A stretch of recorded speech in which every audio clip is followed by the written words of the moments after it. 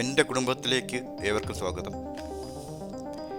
ഇന്ന് ഞാൻ നിങ്ങളെ പരിചയപ്പെടുത്തുന്നത് ബാംഗ്ലൂർ പാലസ് എന്ന പുരാണമായ ഒരു രാജകൊട്ടാരമാണ്.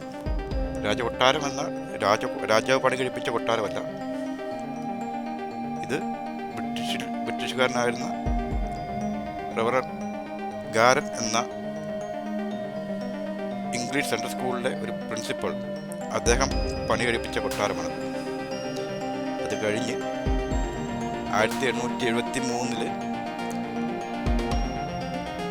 ചാമരാജേന്ദ്ര വാദ്യാർ എന്ന മൈസൂരിൻ്റെ 23ാമത് മഹാരാജാവ് പണം കൊടുത്ത് വാങ്ങിയതാണ് ഈ കൊട്ടാരം. അന്നത്തെ പണം എന്നാൽ 40,000 രൂപ കൊടുത്ത് വാങ്ങിയതാണ്. ചിന്തിക്കാൻ പോലും പറ്റില്ല. ഇന്നത്തെ ഇതിൻ്റെ അവകാശി എന്നത് ശ്രീമതി പ്രമോദാദേവി വാദ്യാർ ആണ്. ശ്രീമതി പ്രമോദാദേവിയാണ് നമ്മളിപ്പോൾ കാണുന്നത്. ഞങ്ങൾക്ക് അത് കാണാനുള്ള ഭാഗ്യം ലഭിച്ചു. ഞങ്ങളന്ന് ചെന്നപ്പോൾ അവിടെ ഒരു പൂജ നടക്കുകയായിരുന്നു. അത് ഗോപൂജ നടന്നതിനാൽ ശ്രീമതി പ്രമോദാദേവിയെ നേരിട്ട് കാണാൻ നമുക്ക് അവസരം ലഭിച്ചു. ഇത് 454